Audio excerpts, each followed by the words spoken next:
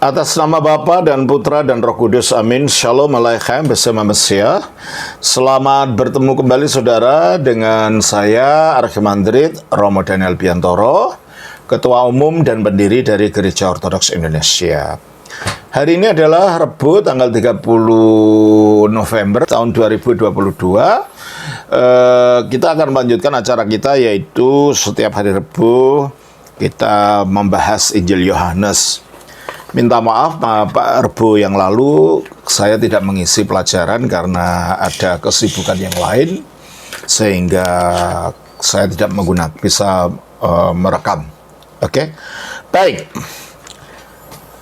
Yohanes pasal yang ke-10, ini adalah sudah chapter ke-55 ya. Jadi bacanya dari Yohanes 10, kita baca saja ayat 15 sampai dengan ayat yang ke-21. Sama seperti Bapa mengenal aku dan aku mengenal Bapa, dan aku memberikan nyawaku bagi domba-dombaku.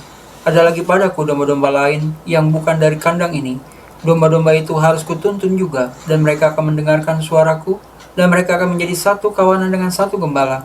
Bapa mengasihi aku, oleh karena aku memberikan nyawaku untuk menerimanya kembali. Tidak seorang pun mengambilnya daripadaku, melainkan aku memberikannya menurut kehendakku sendiri. Aku berkuasa memberikannya dan berkuasa mengambilnya kembali. Inilah tugas yang kuterima dari Bapakku. Maka timbullah pula pertentangan di antara orang-orang Yahudi karena perkataan itu.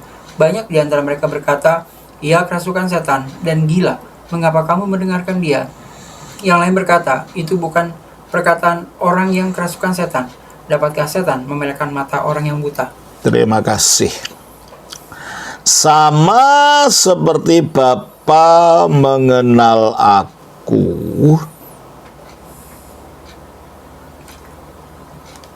dan aku mengenal Bapa.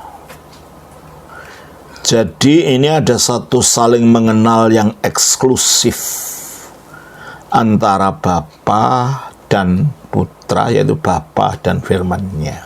Mengapa begitu? Ya seperti saya lah, mengenal kata-kata saya. Ya, seandainya kata-kata saya itu punya pribadi, kata-kata saya itu punya realita konkret, dia juga pasti mengenal saya.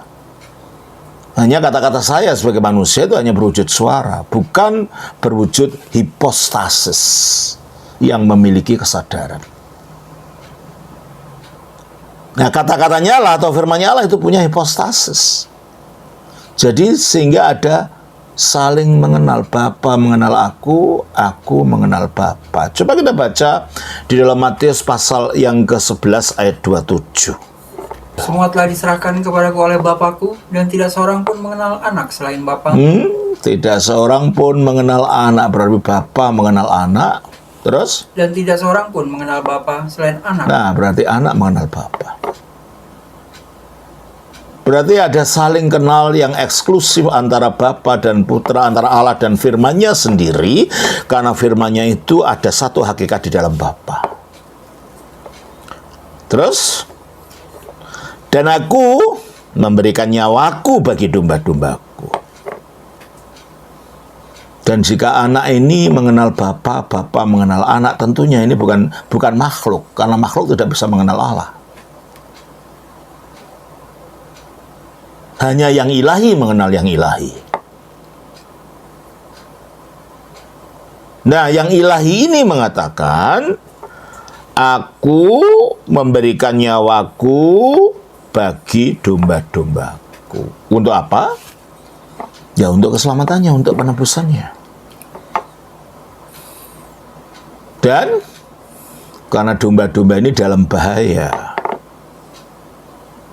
kebinasaan, maka sebagai gembala yang baik, sebagai pemilik dari domba-domba itu, sang pemilik domba itu rela mengorbankan dirinya demi domba-domba tadi. Dan ini banyak kita baca, ini sudah di dalam Injil Yohanes dalam pasal 10 ini terutama. Ya. Bagi apa? Bagi kehidupan domba-domba itu. Bagi keselamatan domba-domba itu. Berarti yang menyelamatkan kita itu bukan sekedar manusia, bukan sekedar nabi, bukan sekedar rasul. Tetapi dia yang mengenal Bapa, dan dia yang dikenal Bapa, yang tak lain adalah firman itu sendiri. Ayat 16. Ada lagi padaku domba-domba domba-domba lain. Nah, ini ada domba. Nah, ini konteksnya orang Israel. Jadi Kristus memberikan dirinya mati bagi umatnya yang adalah umat pilihannya, yaitu bangsa Israel. Tapi ternyata karya penebusannya ini bukan hanya bagi orang Israel. Karena dia mengatakan, ada lagi padaku domba-domba lain. Domba-domba yang mana? Yang bukan dari kandang ini, ya berarti orang yang bukan Israel. Bangsa-bangsa lain. Dan inilah misteri yang tidak dikenal pada zaman Perjanjian Lama. Misteri yang tidak diketahui sebelum Kristus datang. Sebagaimana dikatakan dalam Kolose pasal 2. Pasal 1, maaf, bukan pasal 2. Pasal 1 ayat 25-26. Aku telah menjadi pelayan jemaat itu sesuai dengan tugas yang dipercayakan Allah kepadaku untuk meneruskan firman-Nya dengan sepenuhnya kepada kamu. Ya. Nah, firman-Nya ini apa? Yang diperintah, yang ditugaskan pada Paulus untuk diteruskan pada umat. Firman-Nya itu apa? Ayat 26. Yaitu rahasia. Rahasia ternyata. Firman ini bukan pendapat manusia, bukan berdasarkan filsafat, bukan apa, itu rahasia ilahi. Yang tersembunyi dari abad ke abad. Orang tidak tahu sebelumnya. Dari abad ke abad ini tersembunyi. Isinya apa terus? Dan dari turunan ke turunan, tetapi yang sekarang dinyatakan kepada orang-orang kudusnya. Iya terus? Kepada mereka Allah mau memberitahukan betapa kaya dan ya, tapi sekarang dinyatakan kepada orang-orang kudusnya yang berasal dari bangsa-bangsa lain, yaitu gereja. Apa itu? Rahasia itu? Rahasia itu di antara bangsa-bangsa lain, yaitu Kristus ada di tengah-tengah kamu. Kristus ada di tengah-tengah kamu. Kristus yang adalah pengharapan adalah pengharapan kemuliaan. Ya, tadinya orang non-Yahudi ya dianggap bangsa buangan, bukan orang pilihan. Tapi sekarang ini dinyatakan bahwa ada domba Kristus yang lain gitu ya, yang bukan berasal dari kandang ini. Jadi dengan demikian bangsa-bangsa lain itu juga berhak untuk menjadi bagian dari umat Kristus.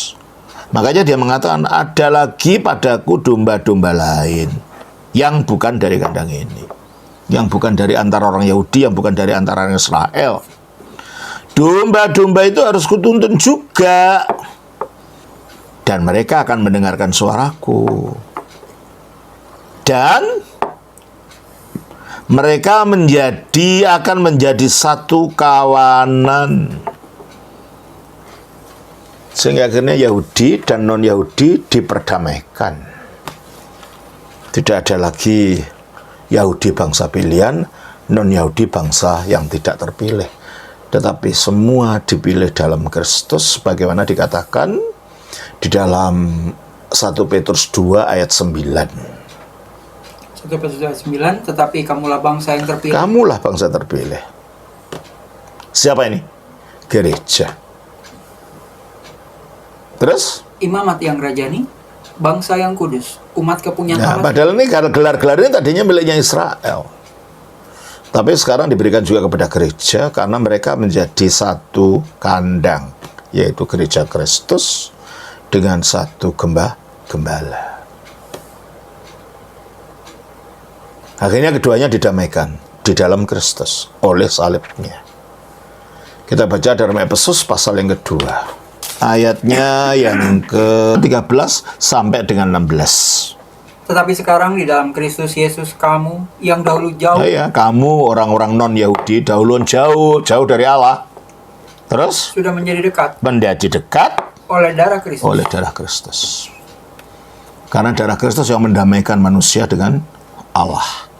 Kita baca Kolose 1 ayat 21.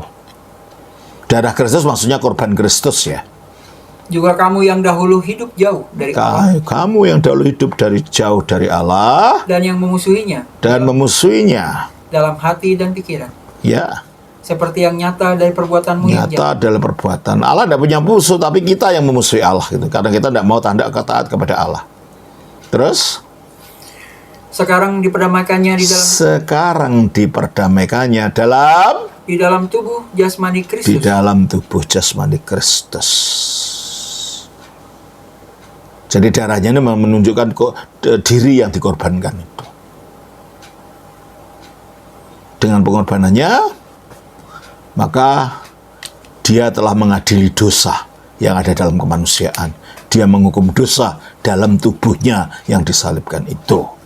Itu yang dikatakan di dalam Roma 8 ayat 3. Sebab apa yang tidak mungkin dilakukan hukum Taurat, karena tak berdaya oleh daging, telah dilakukan oleh Allah. Dengan jalan mengutus anaknya sendiri. Dengan jalan mengutus anaknya sendiri. Terus dalam daging. Yang serupa dengan daging. Yang serupa daging berdosa. Yang dikuasai dosa karena dosa. Karena adanya dosa, maka dia muncul dalam daging seolah-olah berdosa, buktinya mati. Padahal upah dosa adalah maut. Maka dengan dia dapat mati, maka dia serupa dengan daging berdosa. Karena adanya dosa. Dengan kematiannya dia mengalahkan dosa karena dia bangkit. Dengan bangkitnya dia mengalahkan kematian. Kematian itu akibat dosa, upah dosa adalah maut. Maka dengan dia bangkit, dia mengalahkan penyebab kematian, yaitu dosa itu. Maka dengan dia tubuhnya disalibkan, dia menghukum dosa dalam dagingnya yang disalibkan itu. Teruskan. Ia telah menjatuhkan hukuman atas dosa. Di dalam daging. Dia telah menjatuhkan hukuman atas dosa di dalam daging, sehingga kita yang memusuhi Allah ini akhirnya diperdamaikan dengan Kristus. Makanya kembali kepada Efesus 1 ini 2:13. Efesus 2 ayat 13. Tetapi sekarang di dalam Kristus Yesus, kamu yang dahulu jauh sudah menjadi dekat karena damai oleh darah Kristus. Oleh darah Yesus, oleh tubuh jasmani yang mengeluarkan darah pada waktu dikorbankan itu. Ayat 14. Karena dialah damai sejahtera. Nah, karena dialah damai sejahtera kita oleh salib tadi. Terus? Yang telah mempersatukan kedua pihak. Siapa ini? Yahudi dan non-Yahudi. Dipersatukan, tadinya bermusuhan. Terus? Dan yang telah merubuhkan tembok pemisah. Yaitu yang telah merubuhkan tembok pemisah. Yaitu perseteruan. Nah, bagaimana perseteruan gimana? Ya kalau di sini bilang kamu orang pilihan, saya orang bilang kamu bukan, kan ada permusuhan. Dan akhirnya cara hidup yang berbeda, orang Yahudi tidak boleh makan ini, tidak boleh makan itu, dan orang sana makan terserah, di sini ada aturan ini dan itu. Akhirnya ada tembok kan? Ada tembok pemisah antara orang Yahudi dan non-Yahudi. Nah, tembok ini menjadi perseteruan. Nah, tembok ini dirobohkan. Dengan jalan apa? Ayat 15. Sebab dengan matinya sebagai manusia, ia telah membatalkan hukum Taurat. Maksudnya membatalkan bukan hukum Taurat itu dibuang, tidak. Membatalkan dalam pengertian hal-hal yang menjadi musuh itu tadi. Apa? Ritualnya. Apa? Ketetapan Israel bagi bangsa terpilih. Karena dalam Kristus, penyaliban itu, karena penyaliban itu wujud ketaatan, dan intinya Taurat itu adalah kamu harus taat, dan Kristus itu taat seluruhnya secara total, maka dia menggenapi intinya Taurat. Sehingga kita manusia non-Yahudi yang berhutang terhadap hukum Taurat, hutangnya itu sudah dipaku waktu Yesus disalib. Kolose pasal 2 ayatnya yang ke-13 sampai 14. Kamu juga meskipun dahulu mati oleh pelanggaranmu dan oleh karena tidak disunat secara lahiriah, telah dihidupkan Allah bersama-sama dengan Dia. Ya, kamu mati karena pelanggaranmu. Kamu berhutang kepada hukum Taurat karena kamu tidak menjalani hukum Taurat. Terus? Sesudah Ia mengampuni segala pelanggaran kita dengan menghapuskan surat hutang. Dengan menghapuskan surat hutang. Nah, kalau kita melanggar, kita berhutang. Jadi kalau gambarnya kita punya surat, ini kamu melanggar ini, kamu tidak melakukan ini, ada suratnya, harus kamu bayar, gitu ya. Terus? Yang oleh ketentuan hukum mendakwa dan mengancam kita. Surat hutang itu membakar dan mengancam kita. Awas kau kalau tidak melakukan ini, awas kau kalau tidak melakukan ini. Jadi ini hukum ini mengancam kita. Tetapi surat hutang itu terus? Dan itu ditiadakannya dengan memakukannya pada kayu. Nah, itu surat hutang tadi, bon kita itu telah dipakukan di kayu salib. Karena apa? Pada waktu di kayu salib Kristus itu melakukan ketaatan, dan bon itu isinya kamu tidak taat. Dengan demikian kita telah disatukan, didamaikan dengan Allah. Jadi bukan Tauratnya itu dibubarkan seperti ada orang salah ngerti. Oh, Taurat sekarang sudah tidak berlaku. Gimana tidak berlaku? Tidak berlaku dalam pengertian kita orang Kristen memetatai Taurat melalui Kristus, karena Kristus yang menggenapinya, gitu loh. Bukan menjalankan secara legalistik hukum-hukumnya satu persatu. Umpamanya tidak boleh memetik gandum di ladang, bukan gitu. Tapi intinya itu sudah kita digenapi di dalam Kristus, dan dengan kita berada dalam Kristus, kita telah ikut tergenapi tuntutan Taurat di dalam kita. Coba kembali kepada Efesus pasal 2 itu. Efesus pasal 2 tadi, ayat 15. Sebab dengan matinya sebagai manusia, ia telah membatalkan hukum Taurat. Nah, itu maksudnya hutang tadi terhadap Taurat tadi sudah dibatalkan. Terus dengan segala perintah dan nah itu ketentuannya. kita tidak lagi berhutang pada perintah dan ketentuan Taurat secara legalistik tadi.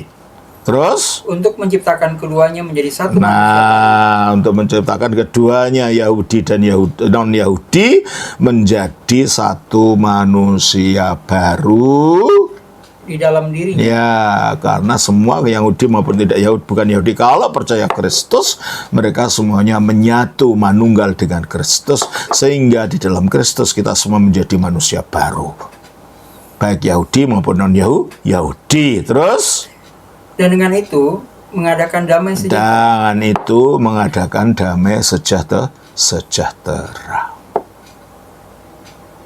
Disatukan dengan Allah melalui Kristus. Kembali kepada Yohanes 10 tadi. Dan mereka akan mendengarkan suara-Ku, dan mereka akan menjadi satu kawanan dengan satu gembala, ya toh? Karena sudah didekatkan, sudah didamaikan, satu kawanan semua ini orang domba lain tadi dengan domba yang ada di Israel. Nah, dikatakan, dan aku memberikan nyawaku bagi domba-dombaku, maksudnya di sini Israel. Tapi dia mengatakan ada lagi padaku domba lain, ini non Israel, yang bukan dari kandang ini, ya bukan dari kandang orang Israel, dari luar.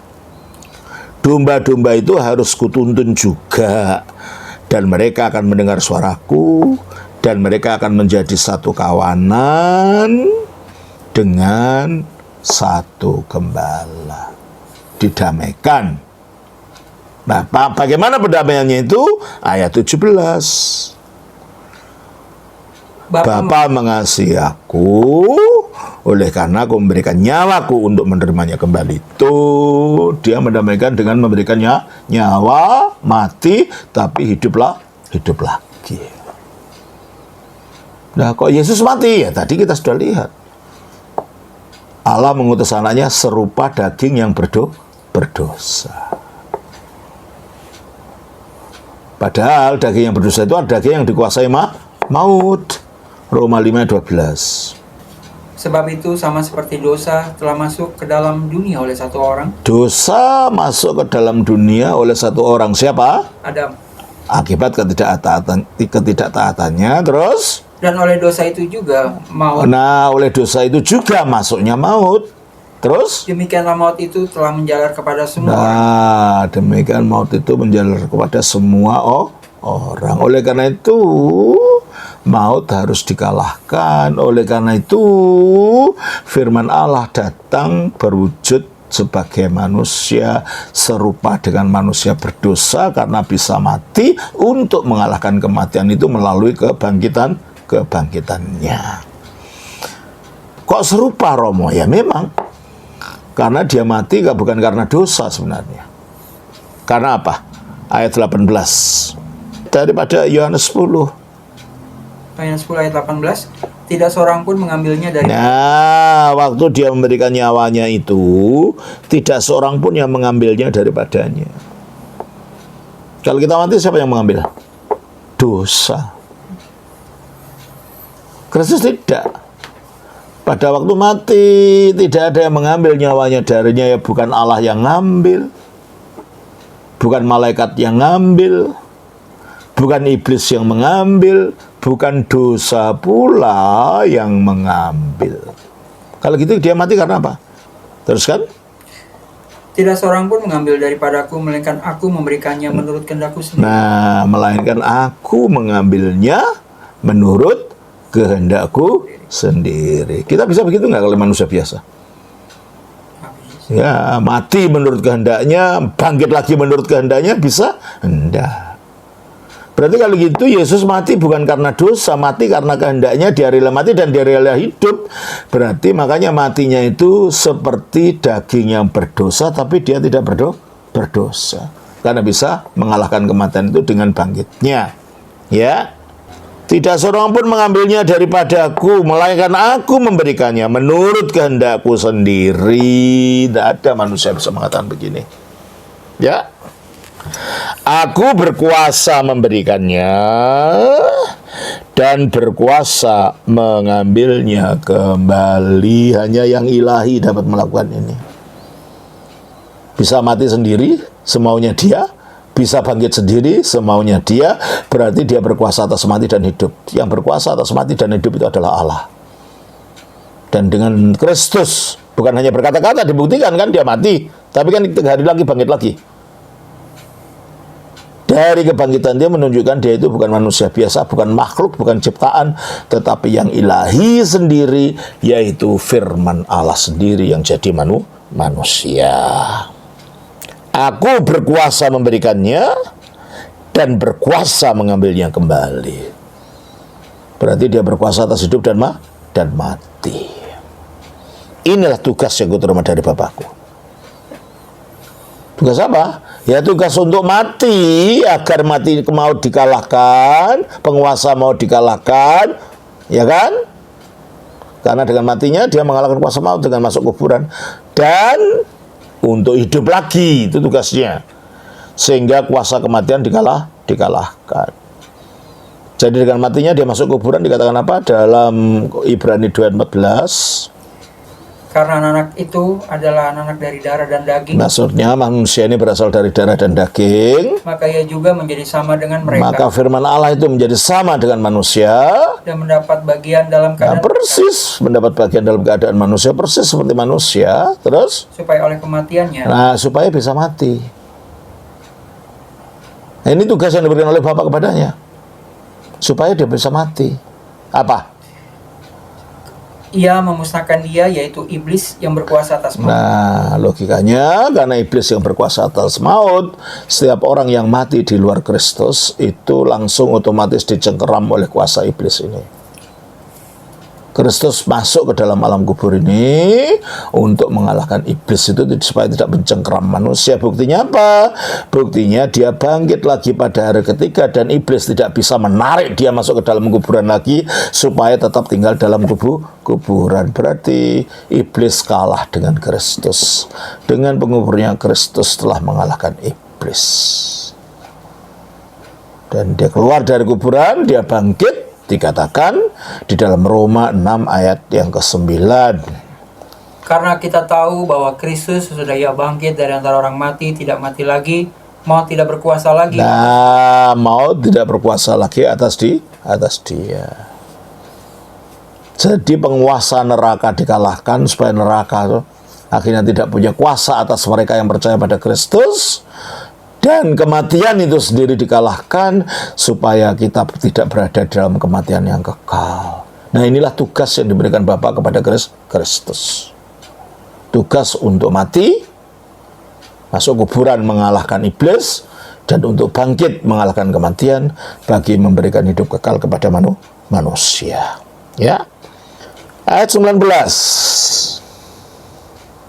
Maka timbullah pula pertentangan di antara orang Yahudi karena perkataan ini. Ya tentunya itu perkataan yang kontroversial. Kan mana saya ada mengatakan, coba kalau saya ke pasar saya bilang, saudara, saya datang untuk mengalahkan kematian. Besok saya akan mati, besok akan bangkit lagi. Kira-kira orang percaya tidak?